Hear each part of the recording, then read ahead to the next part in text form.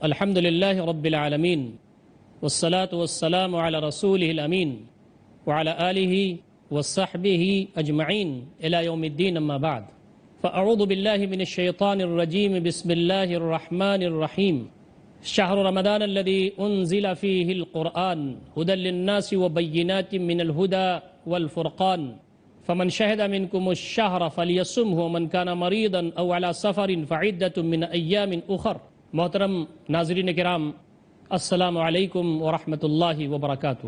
مخصوص پروگرام رمضان اور قرآن میں آپ کا استقبال ہے۔ خوش قسمت ہیں وہ لوگ جو رمضان المبارک کے بابرکت مہینے کو پائیں اور جنت حاصل کر لیں۔ قابل رشک ہیں وہ لوگ جو قرآن مجید سے اپنے تعلق کو مضبوط سے مضبوط تر کریں اور اس کی شفاعت کے حقدار بن جائیں۔ بابرکت ہیں وہ لوگ جو روزے کے ایام میں روزوں کا اہتمام اور ان کی نگرانی ایسا کریں کہ وہ قیامت کے دن ان کو جنت میں لے جانے کا سامان بن جائے۔ محترم ناظرین کرام، آج ہماری کوشش ہوگی کہ ہم استقبال رمضان پر گفتگو کریں۔ رمضان کا استقبال ہم کو کیسا کرنا چاہیے، کن چیزوں کا لحاظ رکھنا چاہیے۔ آج ہماری صورتحال یہ ہو گئی ہے کہ عید کا چاند دیکھنے کے لیے ہم بہت پریشان رہتے ہیں، یعنی رمضان کو ختم کرنے کے لیے ہم بے چین رہتے ہیں۔ جلدی سے عید کا چاند آ جائے۔ عید کی خوشی اپنی جگہ ہے، رمضان کے جانے کا غم کچھ کم نہیں ہونا چاہیے، لیکن ہر خاص و عام اس کی بڑی فکر ہوتی ہے کہ آج چاند نکل جائے، آج چاند نکل جائے، آج چاند نکل جائے، 29 میں نکل جائے۔ اور عید کا چاند دیکھنے کے لیے بہت فکر مند، لیکن رمضان کا چاند دیکھنے کے لیے خال خال لوگوں کو فکر ہوتی ہے۔ رمضان شروع ہو جائے، رحمتوں اور برکتوں کا مہینہ، آج شام ہی چاند نظر آ جائے، اللہ رب العزت کی نیکیوں کا موسم بہار کا مہینہ شروع ہو جائے، اس کی تمنا بہت کم لوگوں کو ہوتی ہے۔ رمضان کا چاند دیکھنے والے بہت کم نظر آئیں گے آپ کو، عید کا چاند دیکھنے والا ہر شخص۔ ایک تڑپ ہونی چاہیے، ایک خواہش ہونی چاہیے کہ کاش یہ رمضان، بابرکت رمضان ہمیں ملے، اہتمام کے ساتھ ملے، اور اس میں ہم اللہ رب العزت نے جو رعایت فرمائی ہے، جو نعمتیں اس میں دی ہیں، اس سے ہم پورا فائدہ اٹھا کر کے اس کی جنت حاصل کر لیں۔ تو رمضان کے آنے کا استقبال ہمارے ہاں ہونا چاہیے۔ کیا ہم تیار ہیں اس کے استقبال کے لیے؟ کیا ہم تیار رہتے ہیں اس کے استقبال کے لیے؟ کیا ہمارے پاس پہلے سے چیزیں طے رہتی ہیں؟ صحابہ کرام رضوان اللہ تعالی علیہم اجمعین کے بارے میں آتا ہے کہ نبی اکرم صلی اللہ علیہ وسلم کی اقتداء میں، آپ صلی اللہ علیہ وسلم کی سنت پر عمل کے لیے وہ رمضان کی تیاری بہت پہلے سے کرتے تھے۔ نبی مکرم صلی اللہ علیہ وسلم خود رجب ہی سے رمضان کی تیاری شروع فرما دیتے تھے۔ شعبان میں کثرت سے روزے رکھتے تھے۔ حضرت عائشہ رضی اللہ تعالی عنہ فرماتی ہیں کہ نبی اکرم صلی اللہ علیہ وسلم جتنا شعبان میں روزہ رکھتے تھے، رمضان کے علاوہ اور کسی مہینے میں اتنا روزہ نہیں رکھتے تھے۔ بعض روایتوں میں یہ ہے کہ پورا شعبان روزہ رکھتے تھے، بعض روایتوں میں یہ ہے کہ تھوڑا سا چھوڑ کر کے پورا شعبان روزہ رکھتے تھے۔ یہ رمضان کا استقبال تھا، استقبال رمضان۔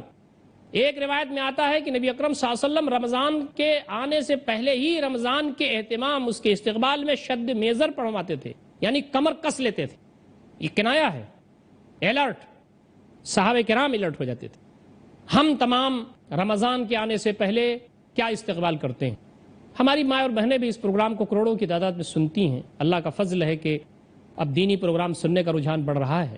ہماری ماں اور بہنیں استقبال رمضان کے سلسلے میں زیادہ فکر مند ہیں، مردوں کے مقابلے میں ہونا چاہیے، لیکن ان کا بھی استقبال سحری اور افطاری کھانے پکانے کے سلسلے میں 90% ہوتا ہے، ہونا چاہیے۔ لیکن میری گفتگو کھانے پکانے کے سلسلے میں استقبال کے عنوان پر نہیں ہے. میری گفتگو تو رمضان سے استفادہ کے عنوان پر ہے کہ اس کے استقبال کے لیے ہم کو کیا کرنا چاہیے اور اس کے استقبال کے لیے ہم کو کس انداز سے ایکٹیو ہونا چاہیے اور کیا کیا چیزیں ہیں جس کا لحاظ رکھنا چاہیے اور کیا کیا امور ہیں جن کا اہتمام کرنا چاہیے. چند نکات کی شکل میں انشاءاللہ آپ کے درمیان یہ بات رکھوں گا. میرے لیے بھی غور و فکر کا عنوان ہے, آپ کے لیے بھی ہے, مزید اس پر غور کیجئے اور آپ دیکھیں گے کہ ان عناوین میں بہت ساری قرآن مجید کی آیات اور نبی اکرم صلی اللہ علیہ وسلم کی احادیث اس میں رہنمائی کر رہی ہوں گی, اور اس کے علاوہ بھی آپ حضرات کو اپنا راستہ متعین کرنے میں انشاءاللہ یہ پروگرام مدد دے گا. سب سے پہلی چیز جو استقبال رمضان کے لیے ضروری ہے وہ ہے النیہ الصالحہ, النیہ الخالصہ.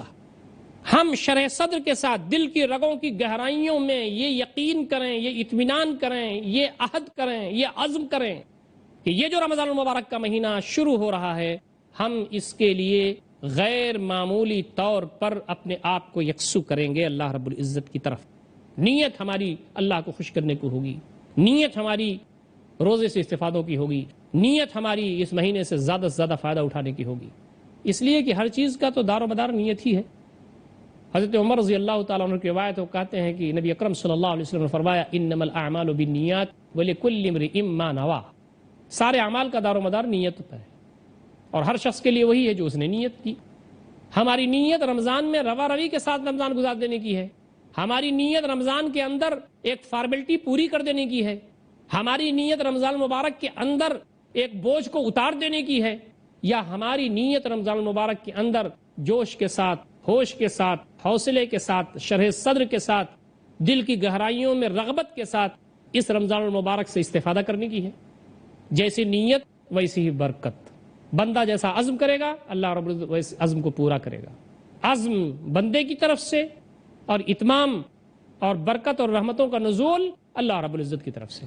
تو پہلی چیز جو ہمارے ہر مرد کو, ہماری ہر خاتون کو, ہمارے ہر بزرگ کو, ہر نوجوان کو, ہماری ماؤں بہنوں کو, ہر شخص کو کرنے کی ضرورت ہے وہ یہ کہ ہم اپنی نیت کو ذرا مصمم کر لیں, اپنے عزم کو پختہ کر لیں. رمضان آ رہا ہے, روزے آ رہے ہیں, کیسے ہم منظم کریں اپنے اوقات کو اور کس انداز سے زیادہ سے زیادہ اس مہینے سے استفادہ کرنے کی کوشش کریں. نمبر 2 الحمد والشکر. دوسری چیز ہے اللہ تعالیٰ کی حمد اور اس کا شکر. کتنے لوگ ایسے ہیں جو پچھلے رمضان میں ہمارے ساتھ تھے, اس رمضان میں ہمارے ساتھ نہیں ہیں. اللہ تعالیٰ نے ان کو توفیق نہیں بخشی, اللہ تعالیٰ نے زندگی وفا نہیں کی.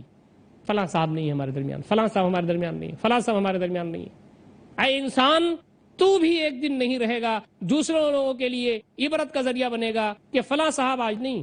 شکر کیجیے اللہ رب العزت کا, حمد بیان کے لیے اللہ رب العزت کی کہ اس نے زندہ رکھا ہے ہم کو, اس نے ہم کو یہ موقع دیا کہ ایک رمضان ہم اور دیکھیں. کتنے گناہ ہمارے ہیں, کتنی لغزشیں ہماری ہیں, کتنی کوتاہیاں ہماری ہیں. ہو سکتا ہے یہ جنت میں داخلے کا یہ رمضان ذریعہ بن جائے. نبی اکرم صلی اللہ علیہ وسلم نے فرمایا خیرکم من طال عمرہ وحسن عملہ. تم میں سے بہتر وہ ہے جس کی عمر لمبی ہو اور جس کے اعمال اچھے ہوں. آدمی کی عمر جو ملتی ہے ایک ایک دن کر کے, لمحات اور گھنٹے اور دن اور ایام اور سال کر کے جو اس کو ملتے جاتے ہیں, اس میں اگر اس کے اعمال اچھے ہو رہے ہیں تو ذخیرہ اجر آخرت, اور اگر کہیں اعمال اچھے نہیں ہیں تو ابال, بوجھ, پریشانی اور سختی میں اضافہ. رمضان مبارک کے استقبال کے لیے دوسرا نقطہ سب سے اہم یہ ہے کہ حمد اللہ کی بیان کیجئے, اللہ کا شکر ادا کیجئے. اللہ کا شکر نعمتوں کو اور کھینچ کے لانے والی چیز. لئن شکرتم لازیدنکم ولئن کفرتم ان عذابی لشدید. اگر تم نے شکرانے کی روش اپنائی تم نے تو میں اور نوازوں گا, اللہ رب العزت فرماتا ہے. اللہ تعالیٰ کے پاس تو زمین و آسمان کے خزانے ہیں. شکر کیجئے, ایک رمضان اور مل رہا ہے, روزہ رکھنے کا ایک اور موقع ہاتھ آ رہا ہے, قرآن مجید پر غور و فکر کرنے کا ایک اور سنہری موقع میسر ہو رہا ہے, تنبیہ اور یاد دہانی کا مہینہ آ رہا ہے. یہ شکر اور حمد کا جذبہ بندے مومن کو رمضان المبارک کے استقبال کے لیے تیار کرتا ہے. ہمت پیدا ہوتی ہے اس کے اندر, جرأت پیدا ہوتی ہے اس کے اندر, اہتمام کی صلاحیت اس کے اندر پیدا ہوتی ہے, کاموں کی معرفت اور جو رمضان اور روزے کی جو حکمت ہے اس حکمت اور اس کے اندر جو اسرار ہیں وہاں تک رسائی اور وہاں تک غور و فکر کا ملکہ پیدا ہوتا ہے۔ تو یہ دوسری چیز ہے اللہ تعالیٰ کی تعریف اور اللہ رب العزت کی بارگاہ میں شکر۔ تیسری چیز ہے چاند کے دیکھنے کا اہتمام، استقبال رؤیت ہلال، چاند دیکھنے کا اہتمام۔ چاند دیکھنے کا اہتمام، رمضان کے چاند دیکھنے کا اہتمام ہونا چاہیے، یہ استقبال رمضان کا حق ہے۔ خود چاند دیکھیے، اپنے بچوں کو چاند دیکھنے کی رغبت دلائیے، پاس پڑوس میں لوگوں کو رغبت دلائیے، لوگوں کو اس کی اہمیت بتائیے کہ چاند کی کیا اہمیت ہے اور چاند دیکھنا کیسا مسنون ہے۔ نبی اکرم صلی اللہ علیہ وسلم کی سنت ہے کہ چاند جب نظر آتا تھا تو آپ دعا پڑھتے تھے۔ نبی اکرم صلی اللہ علیہ وسلم کی دعا کون سی ہے؟ نبی اکرم صلی اللہ علیہ وسلم دعا پڑھتے تھے اللہم اہل علینا بالامن والایمان والسلامت والاسلام ربی وربک اللہ ہلال رشد و خیر۔ یہ جملے ہیں، اے بار الہ ہمارے اوپر چاند کا فیضان کر، امن کے ساتھ، ایمان کے ساتھ۔ یہ جو چاند جو طلوع ہو گیا ہے رمضان کا، اللہ رب العزت تو سراپا امن بنا اس چاند کو، اس مہینے کو، ہمارے ایمان میں اضافہ فرما، والسلامتی والاسلام، اور یہ چاند سراپا سلامتی ہمارے لیے ہو، یعنی پورا مہینہ سلامتی کا ہو، والاسلام، اور ہماری اطاعت و فرمانبرداری میں مزید اضافہ ہو۔ پھر چاند کی طرف اشارہ کر کے نبی اکرم صلی اللہ علیہ وسلم فرماتے تھے ربی و ربک اللہ، میرا رب اور تیرا رب اللہ، تجھ کو بھی اللہ تعالیٰ نے پیدا کیا، تو اس کے حکم سے نکلا، اور تیری جو ذمہ داری متعین ہے وہ تو کر رہا ہے، مجھے بھی اپنی ذمہ داری جو اللہ تعالیٰ نے دی ہے اسے کرنا چاہیے۔ سورج اللہ تعالیٰ کی عبادت میں لگا ہوا ہے، چاند اللہ تعالیٰ کی عبادت میں لگا ہوا ہے، گردش لیل و نہار اللہ رب العزت کی تسبیح و تحلیل اس کی عبادت میں لگے ہوئے۔ اس کے بعد یہ فرماتے کہ ہلال و رشد و خیر، ہدایت کا چاند، رشد کا چاند، خیر کا چاند ہے تو میرے مالک، تو کتنا عظیم ہے کہ تو نے یہ چاند ہمیں دیا ہے۔ یہ دعا نبی اکرم صلی اللہ علیہ وسلم چاند دیکھتے ہوئے پڑھتے تھے۔ تو استقبال رمضان کا تیسرا نقطہ یہ ہے کہ ہم کو چاند دیکھنے کے سلسلے میں محتاط ہونا چاہیے، چاند دیکھنے کے سلسلے میں متفکر ہونا چاہیے، چاند دیکھنے کے سلسلے میں اہتمام کا مظاہرہ کرنا چاہیے، چاند دیکھنے کے سلسلے میں رغبت اپنانا چاہیے، چاند دیکھنے کے سلسلے میں خود بھی اور بچوں کی تربیت کرنا چاہیے، اور چاند کی دعا بھی یاد کرنا چاہیے۔ اللہم اہلہ علینا بالامن والایمان والسلامت والاسلام ربی وربک اللہ ہلال رشد و خیر۔ یہ استقبال رمضان کا حق ہے۔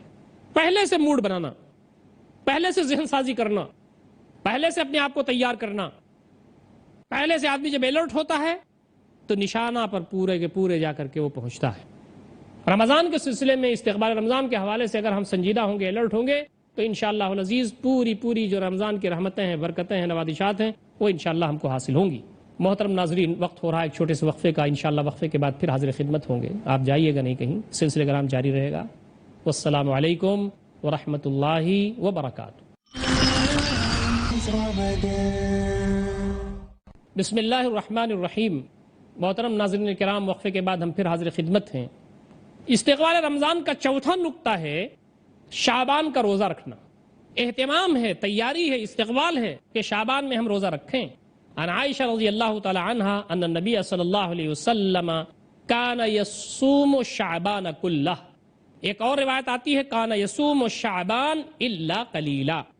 نبی اکرم صلی اللہ علیہ وسلم کے بارے میں حضرت عائشہ رضی اللہ تعالی عنہا بیان کرتی ہیں کہ آپ صلی اللہ علیہ وسلم پورا شعبان روزہ رکھتے تھے رمضان کے استقبال میں۔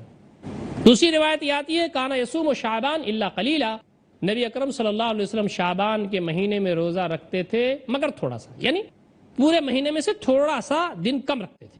ایک روایت ہے پورا مہینہ رکھتے تھے، ایک روایت ہے کہ تھوڑا کم۔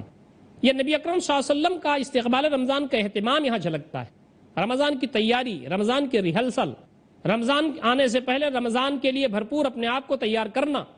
اسلاف کے سلسلے میں بھی کچھ باتیں آتی ہیں۔ نبی اکرم صلی اللہ علیہ وسلم کے کردار کو جنہوں نے اپنا کردار بنایا، نبی اکرم صلی اللہ علیہ وسلم کے اخلاق کو جنہوں نے اپنا اخلاق بنایا، نبی اکرم صلی اللہ علیہ وسلم کی باتوں کو جنہوں نے حفظ جاں بنایا، ان لوگوں کی باتیں بھی ہیں، ان کا تذکرہ بھی یہاں استقبال رمضان کی اس نقطے پر ضروری محسوس ہوتا ہے۔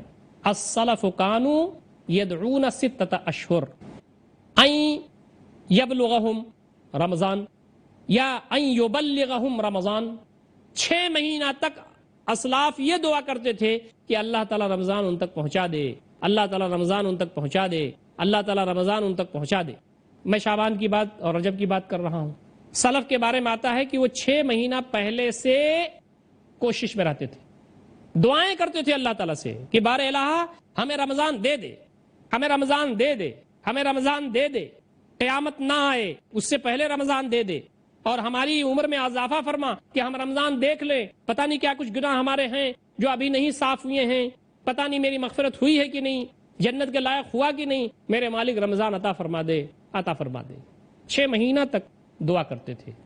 آگے یہ آتا ہے ثم يدعونه 6 اشہر حتی یتقبل منہم، پھر رمضان جب ختم ہو جاتا تھا تو 6 مہینے تک وہ اللہ تعالیٰ سے یہ دعا کرتے تھے کہ بار الہ یہ جو رمضان میں جو عبادتیں کی ہیں، جو ریاضتیں کی ہیں، جو رمضان میں ہم نے محنتیں کی ہیں، جو رمضان میں ہم نے تیرے احکام کو تسلیم کیا، اس پر عمل کیا، تیری منہیات سے ہم رکے ہیں، بار الہ ہماری عبادات کو، ہماری کوششوں کو قبول فرما۔ 6 مہینے تک یہ مستقل دعا، یہ ہمارے اسلاف کا عمل تھا کہ وہ دن بھر روزہ رکھتے تھے، روزہ بھی اتھینٹک قسم کا، روزہ بھی اخلاص کے ساتھ، روزہ بھی سارے شرائط و آداب کے ساتھ، اور اپنے روزے کی حفاظت فرماتے تھے ان چیزوں سے جس سے روزہ باطل ہو جاتا ہے یا جس سے روزہ کم ہو جاتا ہے۔ لغو بات نہیں کرتے تھے وہ پہلے سے الرٹ کہ ہمیں لغو فلاں ساری چیزوں سے۔ ویسے بھی مومن کا کردار یہ ہے کہ وہ لغو باتوں سے دور رہتا ہے، پرہیز کرتا ہے، لیکن ان کا عمل یہ تھا کہ وہ لغو باتوں سے بہت کرارہ کش رہتے تھے۔ واللہو جو چیزیں غافل کر دیتی ہیں بندے کو اللہ اس کے رسول سے، اس سے وہ دور رہتے تھے۔ واللعب کھیل کود کی چیزوں سے دور رہتے تھے۔ والغیبہ غیبت سے دور رہتے تھے۔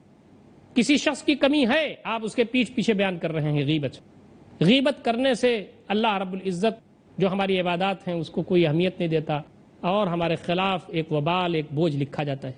النمیمہ چگلی، اس سے بھی بچنا، ان کی بات وہاں لگا دیا، ان کی بات وہاں لگا دیا، ان کی بات وہاں لگا دیا۔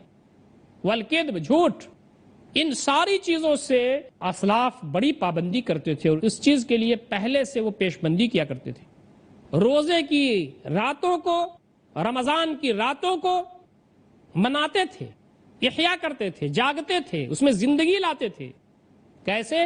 بالقیام، تہجد کی نماز پڑھ کے، و تلاوت القرآن، قرآن مجید کی تلاوت کر کے، اللہ رب العزت کو یاد کر کے، اللہ رب العزت کے عبادات اور اللہ رب العزت کی جو تعلیمات ہیں اس پر غور فکر کر کے۔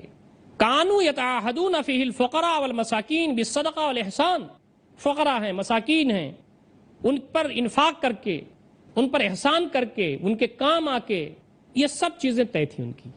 پہلے سلسلے میں وہ تیار رہتے تھے کہ ہمیں رمضان کے اندر کھانا کھلانا ہے، لوگ ہمیں رمضان کے اندر روزے دار کو افطار کرانا ہے۔ وہ اطعام الطعام و تفطیر الصائم، جو روزے دار ہیں ان کو ہم روزہ کھلوانا ہے، ہم کو روزہ افطار کرانا ہے۔ یہ وہ ساری چیزیں ہیں جو استقبال رمضان سے متعلق ہیں۔ اسلاف اس کے سلسلے میں بہت ہی زیادہ فکر مند رہا کرتے تھے۔ ایک اور چیز جو ہمیں ملتی ہے وہ یہ، عام طور پر رمضان کو ہم نے سمجھا کہ سستی کا زمانہ ہے، رمضان سونے کا زمانہ، رمضان سحری کھا لیا تو اب دوپہر تک سوتے ہیں بہت سارے لوگ، اور ظہر کی نماز پڑھی تو پھر ادھر ادھر لڑکے اس کے بعد عصر سے بیٹھ گئے افطار کے لیے۔ ارے بھائی، کام کو، اپنے اوقات کو منظم کیجئے، یہ ملیں گے کیا؟ یہ شہر خمول نہیں ہے، یہ شہر نوم نہیں ہے، یہ شہر کسل نہیں ہے جیسا کہ بہت سارے لوگ گمان کرتے ہیں۔ یہ شہر جہاد ہے، محنت کرنے کا مہینہ ہے، کوشش کرنے کا مہینہ ہے، اللہ کے راستے میں جمنے کا مہینہ ہے۔ وہ شہر عبادہ، اللہ تعالیٰ کی بندگی کرنے کا مہینہ ہے، اللہ رب العزت کی فرما برداری کا مہینہ ہے۔ وہ شہر عمل، شہر جہاد، شہر عبادہ و شہر عمل، جہد مسلسل کا مہینہ ہے، محنتوں کا مہینہ ہے، کوششوں کا مہینہ ہے، رب دو جہاں کی بارگاہ میں اپنی حسنات پیش کرنے کا مہینہ ہے۔ اس کے لیے پہلے سے اگر منصوبہ بند نہیں ہوگی تو آدمی بس ایک دن گیا، دوسرا دن گیا، تیسرا دن گیا، ایک دن گھٹتا ہے، ایک دن گھٹتا ہے، گھٹتے گھٹتے گھٹتے گھٹتے مہینہ ختم ہو جاتا ہے۔ کتنے لوگ ایسے ہیں جہنم سے آزاد ہو جاتے ہیں، کتنے لوگ ایسے ہیں جو بدقسمت ہوتے ہیں، مہینے کو ٹھیک سے استعمال نہیں کر سکتے اور جہنم سے آزادی ان کو نہیں مل پاتی۔ لہٰذا استقبال رمضان میں یہ بات بھی پیش نظر رہنی چاہیے کہ رمضان سے پہلے ہم کو خوش ہونا چاہیے. فرح و سرور اور اکرام و تکرم کا مہینہ ہے یہ. ہم کو فرح ہونی چاہیے، فرحت ہونی چاہیے، خوشی ہونی چاہیے، سرور ہونا چاہیے. ہم حشاش بشاش ہوں، حوصلہ ہمارے اندر ہو، امنگ ہمارے اندر ہو، ایک طرح سے اتساہ ہمارے اندر ہو کہ رمضان آ رہا ہے، کتنا بہترین مہینہ ہے، کتنی خوشیوں کا مہینہ ہے. ہمیں اس میں اپنے رب سے لو لگانا ہے، اپنے رب کے سامنے حاضر ہونا ہے، اپنے رب کے سامنے گڑ گڑانا ہے، رونا ہے، جو گناہ ہمارے ہیں کو بخشوا لینا ہے.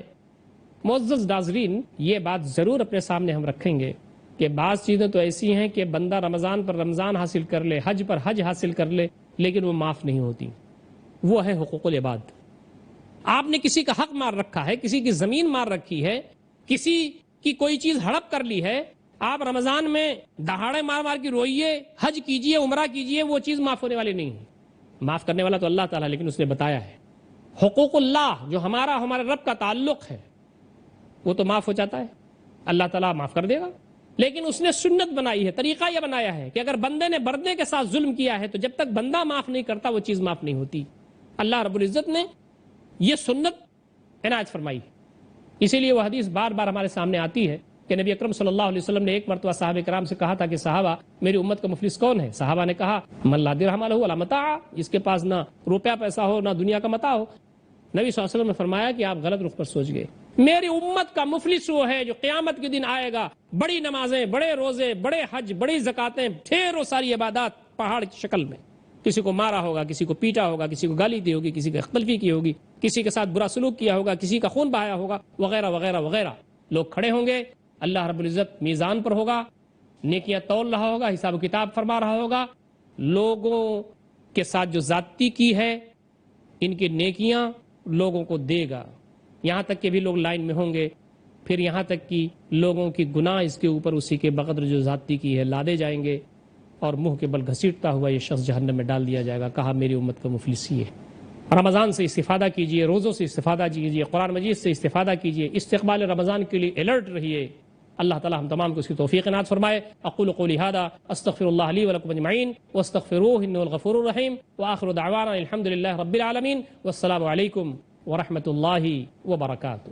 ومن فهم the Quran, it is Ramadan.